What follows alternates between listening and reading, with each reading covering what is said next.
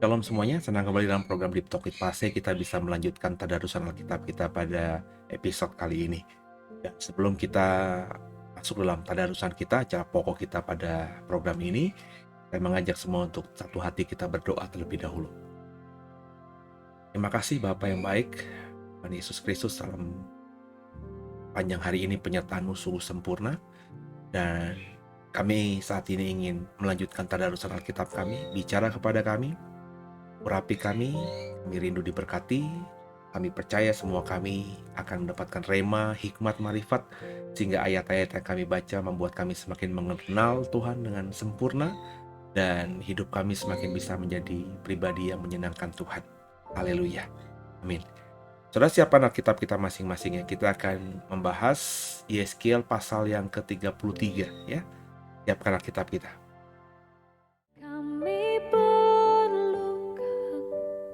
Keajaiban-Mu, kami butuhkan sentuhan tangan-Mu, kami tak dapat jalan sendiri, kami perlu Kau Tuhan.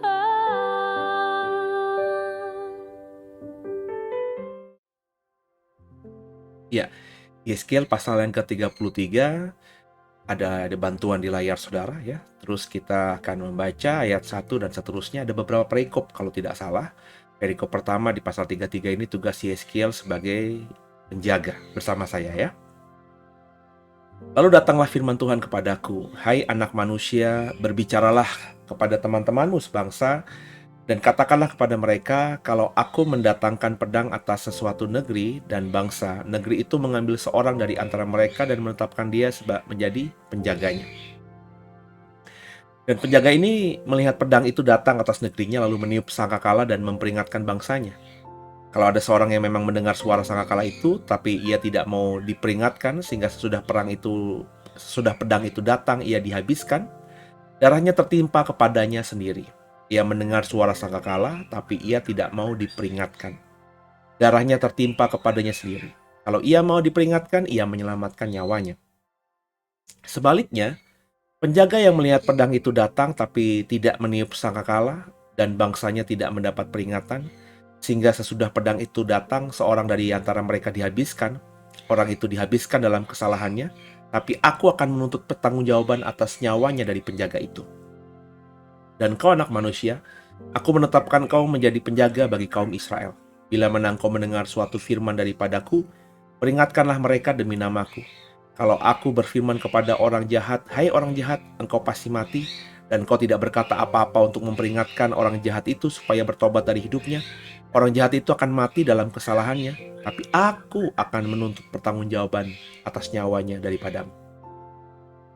Tapi jikalau engkau memperingatkan orang jahat itu supaya ia bertobat dari hidupnya, tapi ia tidak mau bertobat, ia akan mati dalam kesalahannya. Tapi engkau akan menyelamatkan nyawamu. Dan engkau anak manusia, katakanlah kepada kaum Israel, kamu berkata begini, pelanggaran kami dan dosa kami sudah tertanggung atas kami, dan karena itu kami hancur, bagaimana kami dapat tetap hidup? Katakanlah kepada mereka, demi aku yang hidup, demikianlah firman Tuhan Allah. Aku tidak berkenan kepada kematian orang fasik, melainkan aku berkenan kepada pertobatan orang fasik itu dari kelakuannya, supaya ia hidup. Bertobatlah dari hidupmu yang jahat itu. Mengapakah kamu akan mati, hai kaum Israel? Dan engkau anak manusia, katakanlah kepada teman-temanmu sebangsa, kebenaran orang benar tidak menyelamatkan dia. Pada waktu ia jatuh dalam pelanggaran dan kejahatan, orang jahat tidak menyebabkan dia tersandung. Pada waktu ia bertobat dari kejahatannya. Dan orang benar tidak dapat hidup karena kebenarannya pada waktu ia berbuat dosa.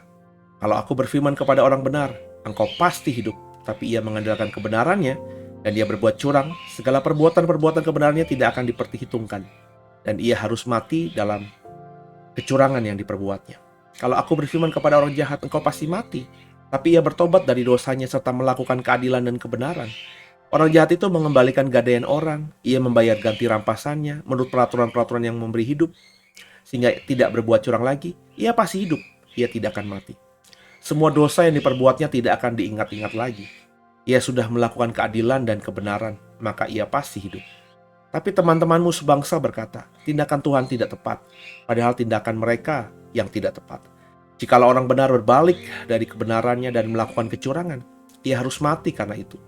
Sebaliknya, kalau orang fasik bertobat kefasikannya dan dari kefasikannya, dan ia melakukan keadilan dan kebenaran, ia pasti hidup karena itu. Tetapi kamu berkata, tindakan Tuhan tidak tepat. Aku akan menghakimi kamu, masing-masing menurut kelakuannya, hai kaum Israel. Haleluya. Terpujilah nama Tuhan. Ya, saudara kekasih Tuhan, yang kita baca tadi adalah ayat 1 sampai ayat 20. Di mana dalam ayat-ayat itu Yeskiel ditunjuk sama Tuhan menjadi penjaga atas bangsanya, atas Israel. Ayat-ayat ini memang bicara spesifik Tuhan kepada Yeskiel. Jadi kalau misalnya ada orang termasuk saya langsung mengambil ayat ini untuk saya, ya harus diperhitungkan dengan tepat gitu ya. Apakah ayat ini bisa benar-benar saya klaim menjadi firman Tuhan untuk saya. Saya tidak bilang firman Tuhan itu bukan firman Tuhan atau firman Tuhan itu tidak berlaku bagi siapa saja. Cuma yang saya mau ajarkan kepada saudara, kita harus lihat konteksnya. Untuk awalnya kita harus lihat konteksnya. Konteksnya ayat ini Tuhan memilih Yeskiel menjadi penjaga atas Israel. Tidak ditujukan ini bagi orang lain, termasuk saya, termasuk saudara.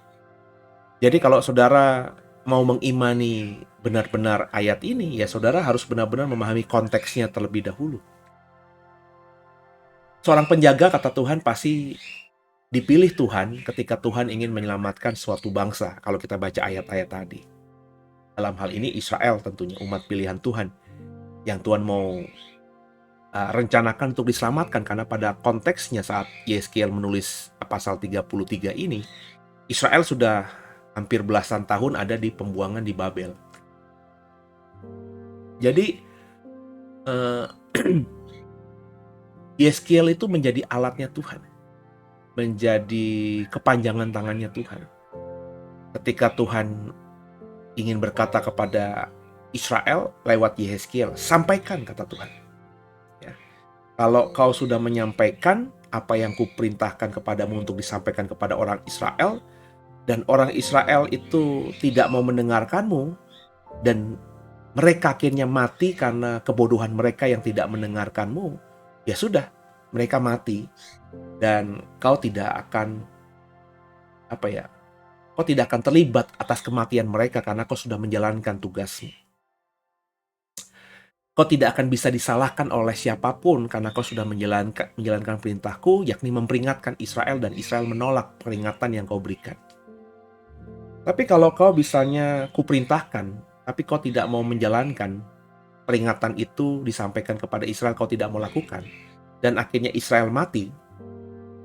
Mereka mati ya karena kesalahan mereka, tapi kau juga ditanggungkan karena kau tidak mau menyampaikan apa yang kufirmankan kepada Israel sehingga bisa membuat Israel bertobat. Jadi di sini ada tanggung jawab Yeskiel sebagai penjaga. Semua perintah harus dilakukan meskipun berat sekalipun. Kalau ada perintah meskipun kecil, ringan sekalipun, tapi tidak disampaikan dan ada yang berdampak binasa karenanya, maka itu akan ditanggungkan pada Yeskiel.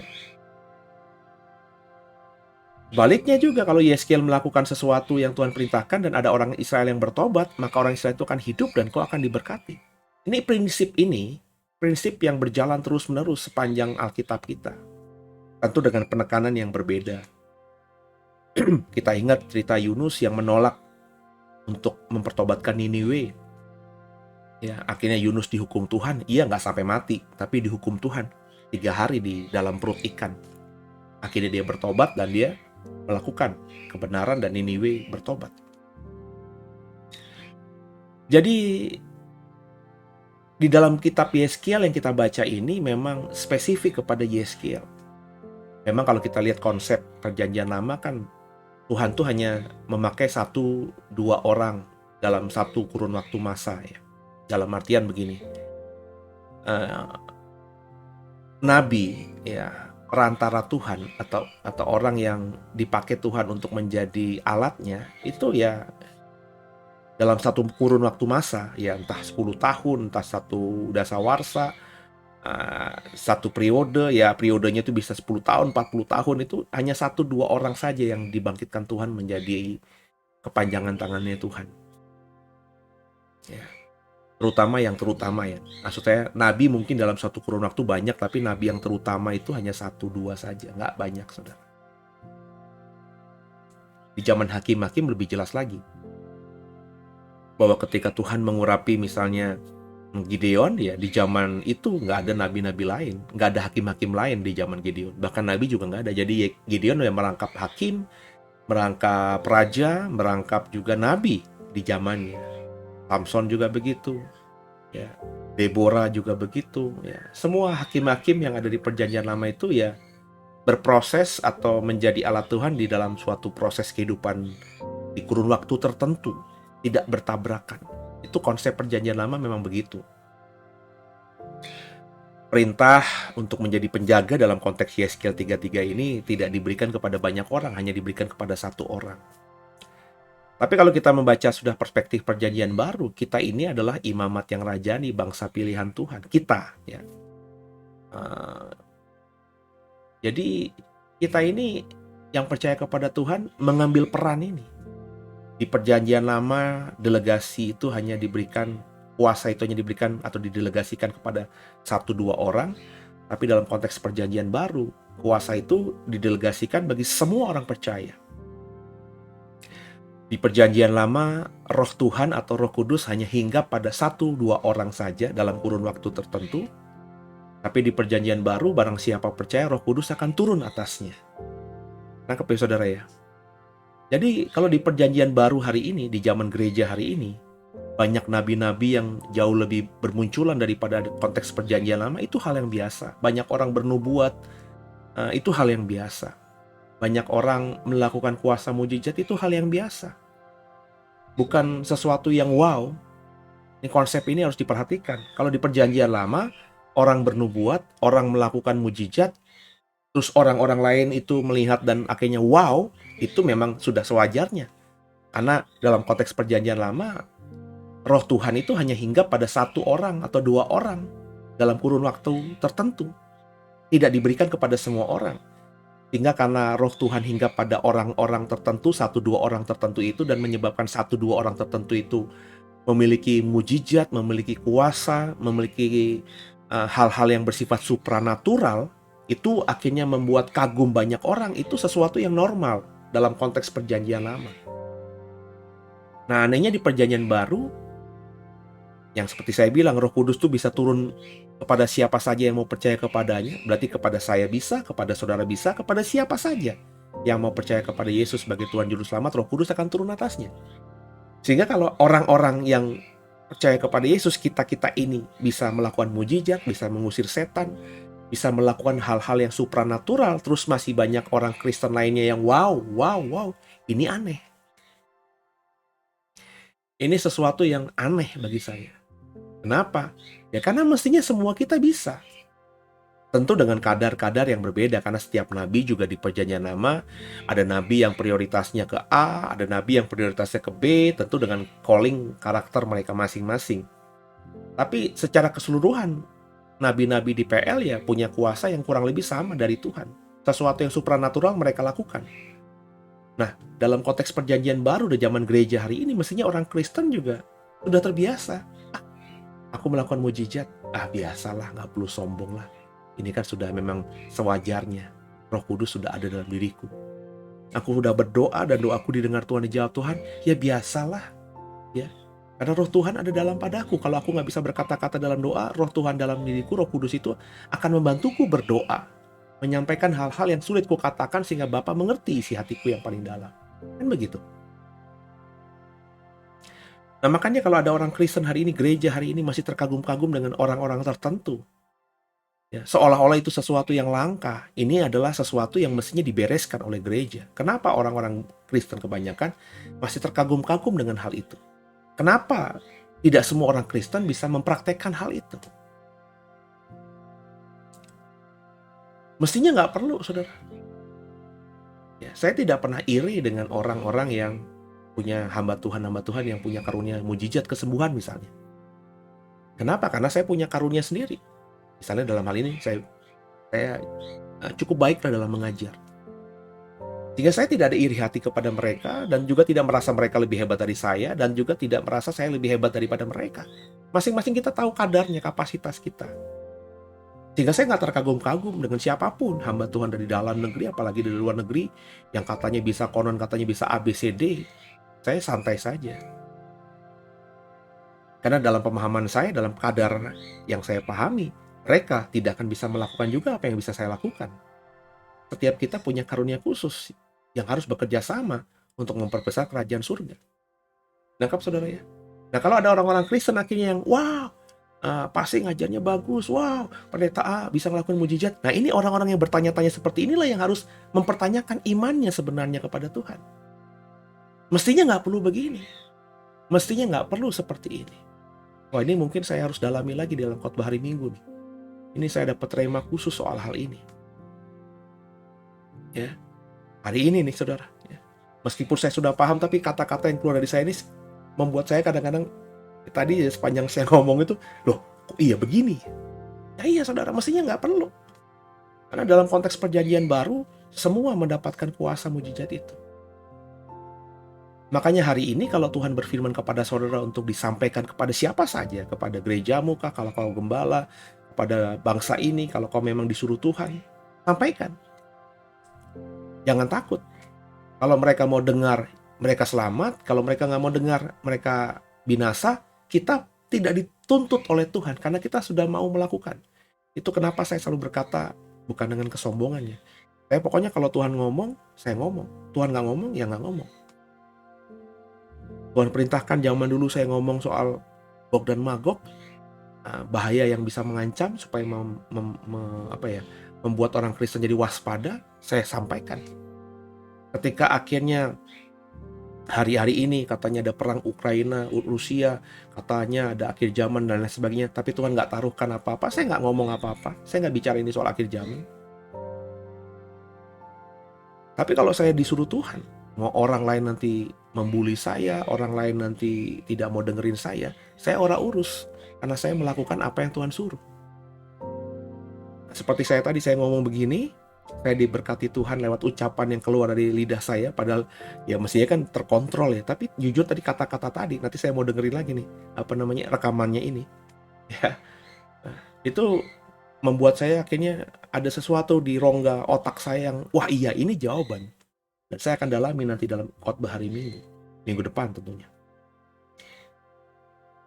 Terima kasih Tuhan, biji mata Tuhan.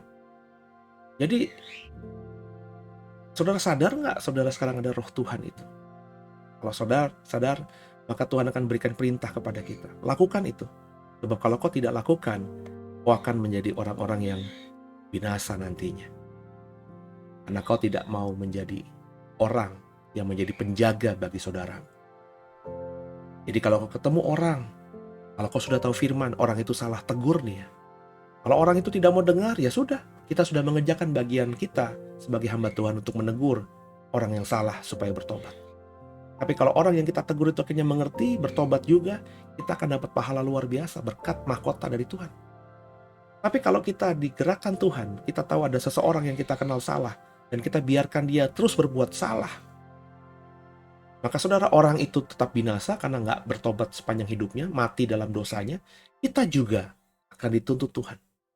Kenapa kau sudah tahu kebenaran, sahabatmu salah, saudaramu salah, tetanggamu salah, kau terus membiarkan dia tanpa pernah sekalipun menasehati. Terima kasih Tuhan, ada tanggung jawab yang besar yang ada di pundakmu ketika kita mengaku sudah menjadi orang yang percaya. Kita lanjutkan perikop berikutnya. Kita lanjutkan ya perikop berikutnya. Perikop di ayat 21, berita kejatuhan Yerusalem. Pada tahun ke-11 sesudah pembuangan kami, dalam bulan yang ke-10 pada tanggal 5 itu, datanglah kepadaku seorang yang terluput dari Yerusalem dan berkata, kota itu sudah ditaklukkan, maka kekuasaan Tuhan meliputi aku pada malam sebelum kedatangan orang yang terluput itu. Dan Tuhan membuka mulutku pada saat menjelang kedatangan orang yang terluput itu pada pagi hari. Mulutku sudah terbuka dan aku tidak bisu lagi. Jadi ada momen Yeskiel dibuat bisu oleh Tuhan sebagai tanda tadi Tuhan mau memakai dia. Dan pada tahun ke-11 ya, di pembuangan ya, di bulan yang ke-10 tanggal yang ke-5 bulan itu, ada orang datang dari Yerusalem ya. Sebelum orang itu datang, Tuhan sudah membuka mulut dari Yeskiel untuk mengatakan apa yang akan terjadi, apa yang akan didengar oleh orang-orang Yerusalem di pembuangan. Dan pada hari itu ada utusan seorang yang terluput dari pembinasaan kota Yerusalem lari ke Babilonia, tempat orang Israel yang lainnya dibuang, mengatakan bahwa Yerusalem sudah ditaklukkan ya. Ini juga menjadi tanda, saudara.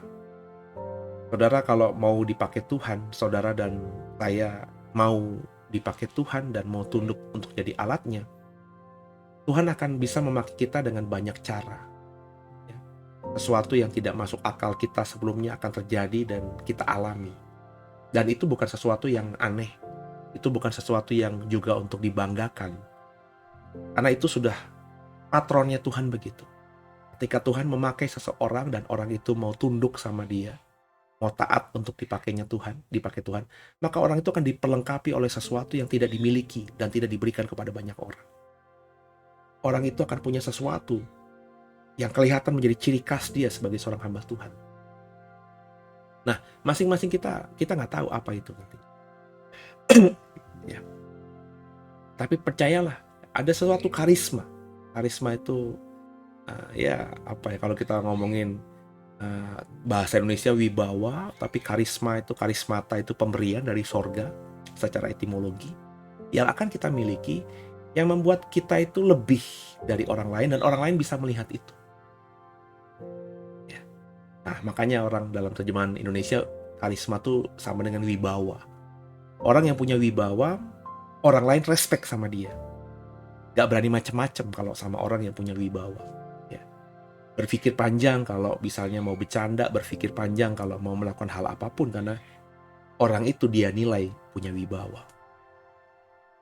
Nah, wibawa itu kan bukan diciptakan. Wibawa itu ekspresi yang keluar dari hati, yang terpancar lewat perilaku, lewat tatapan mata, lewat ucapan, lewat gestur badan, lewat pola pikir yang dibentukkan dalam perbuatan dan lain sebagainya. Jadi kita perhatikan ini bahwa orang yang akan dipakai Tuhan, orang yang sedang dipakai Tuhan itu akan diberikan tanda. Yeskiel ya, Tuhan izinkan bisu, buka mulutnya, hingga ketika dia buka mulutnya, orang yang datang dari Yerusalem itu seolah-olah menggenapi apa yang dia sampaikan sebelumnya, di mana dia sudah mengingatkan apa yang akan didengar oleh Israel dari seseorang yang datang dari Yerusalem. Itu, saudara ya. Kita lanjutkan. Ayat 23. Israel berkeras hati di negerinya dan di pembuangan. Lalu datanglah firman Tuhan kepadaku, hai anak manusia, orang-orang yang tinggal pada reruntuhan-reruntuhan ini, yaitu yang di tanah Israel, berkata begini, Abraham adalah seorang diri, tak kala ia mendapat tanah ini menjadi miliknya. Tapi kita banyak, tentu tanah ini diberikan pada kita menjadi milik. Oleh karena itu, katakanlah kepada mereka, beginilah firman Tuhan Allah, kamu makan daging dengan darahnya, kamu melihat juga kepada berhala-berhalamu, dan kamu menumpahkan darah-darah kamu yang tetap memiliki tanah ini, akan tetap memiliki tanah ini. Saya ulangi, saudara. Kamu makan daging dengan darahnya, kamu melihat juga kepada berhala-berhalamu, dan kamu menumpahkan darah, apakah kamu akan tetap memiliki tanah ini? Kamu bersandar pada pedangmu, kamu melakukan kekejian dan masing-masing mencemari istri sesamanya, apakah kamu akan tetap memiliki tanah ini? Katakanlah begini kepada mereka, beginilah firman Tuhan Allah, demi aku yang hidup, orang-orang yang tinggal pada reruntuhan-reruntuhan akan mati rebah oleh pedang, dan orang-orang yang di padang akan kuberikan kepada binatang liar menjadi makanannya, dan orang-orang yang di dalam kubu dan gua akan mati karena kena sampar. Tanah ini akan kubuat musnah dan sunyi sepi, dan kecongkakannya yang ditimbulkan kekuatannya akan berakhir. Gunung-gunung Israel akan menjadi sunyi sepi, sehingga tidak seorang pun berani melintasinya. Dan mereka akan mengetahui bahwa akulah Tuhan pada saat aku membuat tanah ini musnah dan sunyi sepi. Dan karena semua perbuatan-perbuatan mereka yang keji yang mereka lakukan. Dan engkau anak manusia, Teman-temanmu sebangsa bercakap-cakap mengenai engkau dekat tembok-tembok dan di pintu rumah-rumah, dan berkata satu sama lain, masing-masing kepada temannya, silakan datang dan dengar apa yang difirmankan Tuhan. Dan mereka datang kepadamu seperti rakyat berkerumun, dan duduk di hadapanmu sebagai umatku. Mereka mendengar apa yang kau ucapkan, tetapi mereka tidak melakukannya. Mulutnya penuh dengan kata-kata cinta kasih, tapi hati mereka mengejar keuntungan yang haram. Sungguh, engkau bagi mereka seperti seorang yang melakukan syair cinta kasih dengan suara yang merdu dan yang pandai main kecapi. Mereka mendengar apa yang kau ucapkan, tapi mereka sama sekali tidak melakukannya. Karena hal itu datang, dan sungguh akan datang, mereka akan mengetahui bahwa seorang nabi ada di tengah mereka. Jadi kekasih Tuhan, di ayat-ayat terakhir di Yeskiel kita membaca bahwa bagaimana Israel memperlakukan Yeskiel. Ya. Di dalam ayat-ayat tadi jelas tergambarkan bagaimana orang Israel itu tampilannya beragama. Ketika ada Nabi Yeskiel datang, mereka berkerumun. Baik Nabi, kami akan melakukannya. Tapi ketika Nabi itu sudah keluar, orang-orang Israel ini bermain justru mencela, berbicara negatif di belakang Yeskiel. Dengan tentu ekspresi mereka dalam perbuatan tidak melakukan apa yang Yeskiel lakukan. Mereka berpikir Abraham itu datang seorang diri dan dapat tanah ini. Kita lebih banyak daripada Abraham dan kita pun akan menguasai tanah ini. Mereka berbicara sedang di Babel. Mereka berpikir Babel nanti akan mereka miliki juga karena jumlah mereka yang banyak. Tapi Tuhan berkata, kamu mencurahkan darah dan kamu masih berkata kamu akan mendapatkan tanah. Kamu berbuat dosa dan kamu berkata kamu akan selamat. Ini sebenarnya perkataan-perkataan yang, maafkan saya kalau kau sudah mengikuti saya berkali-kali. Sering sekali saya katakan dalam khotbah saya. Saya sudah menjadi seorang pengkhotbah sejak usia 30 tahun. Saya sekarang ini sudah berusia 47. Berarti sudah 30 ya. Iya bener ya, 30. Saya kok tiba-tiba ngeblank ya. 17 tahun jadi seorang pengkhotbah, jadi seorang pendeta full. Bukan pengkhotbah tanpa gelar kependetaan, tapi pendeta full. Kalau sekedar berkhotbah, melayani, menginjil, sekali-kali sharing firman Tuhan, itu sejak usia praktisnya 26, 27.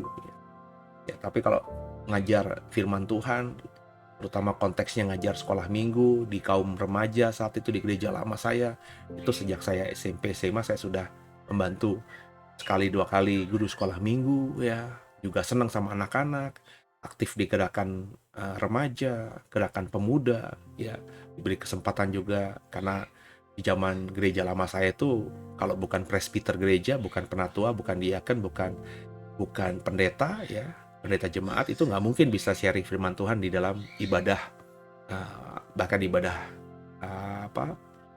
kaum pemuda ya, ibadah kaum remaja nggak bisa.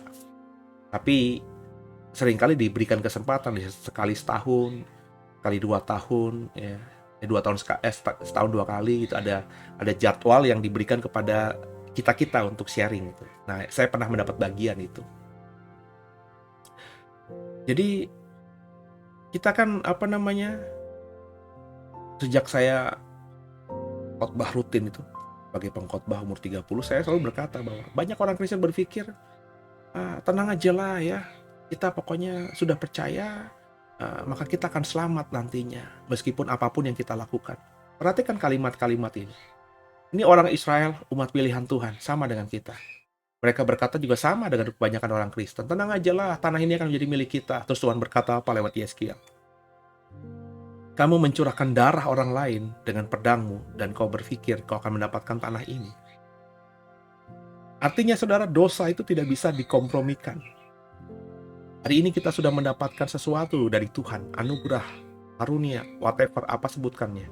Tapi kalau kau berbuat dosa, terus-menerus tanganmu ini berbuat dosa, hidupmu berdosa, maka apa yang kau dapatkan di sini, hari ini, kalau kau tidak bertobat, akan hilang.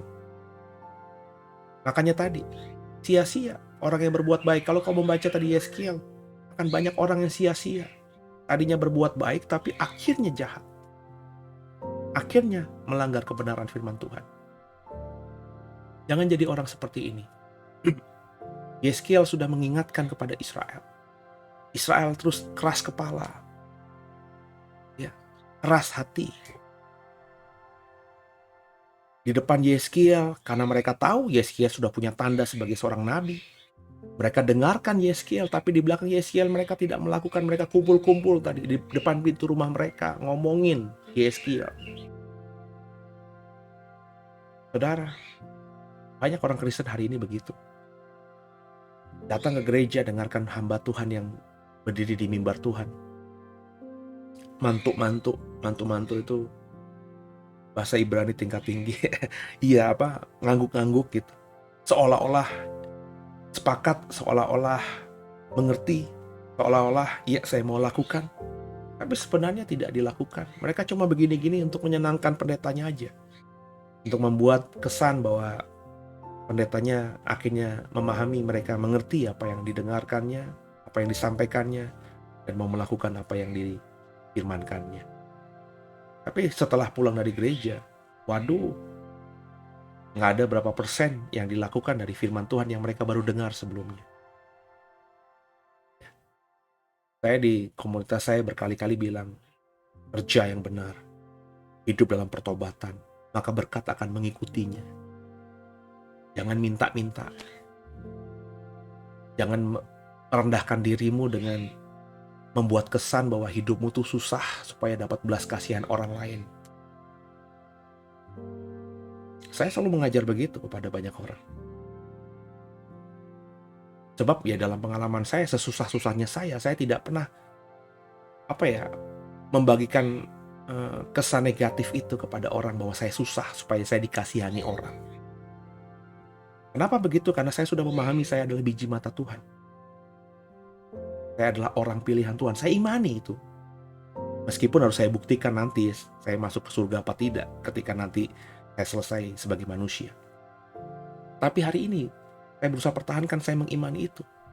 Dan iman itu yang saya imani seperti itu saya ekspresikan dengan apa? Saya hidup hanya bergantung sama Tuhan. Bekerja dengan sungguh. Ya. Saya melayani Tuhan dengan sungguh. Bentuk apa yang kau ikuti lewat tadarusan Alkitab, bagi saya ini bentuk pelayanan saya kepada Tuhan. Saya nggak tahu berapa yang akan mengikuti, yang mendengarkan, yang bersama saya tadarusan. Saya nggak pedulikan itu. Maafkan saya, saudara. Saya tidak pedulikan berapa viewernya. Saya hanya melakukan ini untuk Tuhan. Kalau ada saudara yang mendengarkan saya terus bertobat, kau akan selamat, saya akan diberkati juga. Tapi kalau saya tidak lakukan apa yang Tuhan suruh, kau akhirnya tidak mengerti kebenaran, kau tidak suka membaca Alkitab, kau hanya seperti orang Kristen di luar sana yang cuma datang ke gereja tapi tidak pernah merenungkan firman Tuhan, gak ada kerinduan untuk membaca firman Tuhan setiap hari. Padahal saya disuruh untuk mengingatkan saudara binasa, saya pun binasa. Saya gak mau seperti itu, maka saya ambil bagian ini. Cuma bagi saya, khotbah hari Minggu sekali kurang. Dengan jemaat saya, jemaat yang masih Tuhan percayakan kepada The Way yang belum seberapa. Akhirnya saya bikin live streaming. Di banyak gereja lain, live streaming sudah ditutup hari ini. Supaya jemaatnya datang on-site, saya tetap buat live streaming. Karena ya paling tidak akan banyak orang di luar Serpong yang dengarkan saya. Saya buat ini hampir setiap hari. Ada diskusi, ada seminar, ada Deep Talk with Pasi ini. Saya nggak pernah pedulikan viewernya, AdSense-nya nggak pedulikan. Meskipun ada, kalau dapet ya puji Tuhan, kalau nggak ya nggak kenapa-napa. Tapi saya nggak pernah pedulikan itu. Saya lakukan aja. Saya nggak mau mengulangi kesalahan orang Israel. Yuk Bapak Ibu, kita kerjakan bagian kita, lakukan dengan sungguh, imani dengan sungguh. Saya berharap sungguh semua kita bisa menjadi pelaku firman dan akhirnya hidup kita hidup yang benar-benar mengalami damai sejahtera berkat berkelimpahan dari Tuhan. Apa yang Israel lakukan benar, contoh. Apa yang Israel lakukan salah, jadikan itu pemahaman baru, pengalaman, hingga kau tidak mengulangi yang salah yang dilakukan oleh Israel. Sehingga kita secara rohani menjadi Israel-Israel yang hidupnya jauh lebih menyenangkan Tuhan daripada Israel daging yang hidup di perjanjian lama, atau bahkan Israel daging yang hari ini masih hidup di Timur Tengah. Tuhan lebih memperhatikan kita. Saya percaya jika saudara dan saya hidup benar-benar dalam kebenarannya. Haleluya.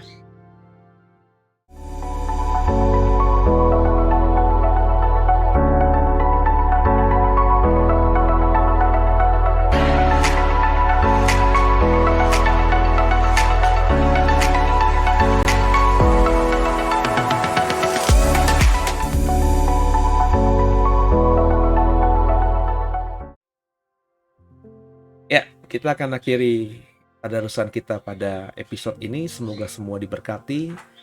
Kita belajar dari 3 perikop yang ada di Yeskiel 33. Ya, saya berharap sungguh kita mengambil remanya, mendapatkan remanya, dan kita hidupi sehingga kita semua menjadi orang-orang percaya, anak-anak Tuhan yang hidupnya jauh lebih baik ke depannya. Mari satu hati kita doa. Mengucap syukur Tuhan buat episode kali ini. Kami mendapatkan banyak rema. Tuhan tolong singkapkan hal-hal yang masih tersembunyi. Terus bicara kepada kami sehingga kami di sisa hidup kami masing-masing setiap hari lewat program ini mendapatkan mutiara, mendapatkan harta yang tak ternilai yang bisa menjadi bekal kami bukan saja di bumi ini, tapi menjadi bekal kami untuk bisa masuk dalam kerajaan surga. Ampuni salah dosa kami. Yesus Kristus adalah Tuhan Juru Selamat kami hidup, dan ke dalam tangan-Mu lah kami serahkan tubuh, jiwa, dan roh kami. Haleluya. Terpujilah nama Tuhan. Amin. Terima kasih Tuhan, biji mata Tuhan.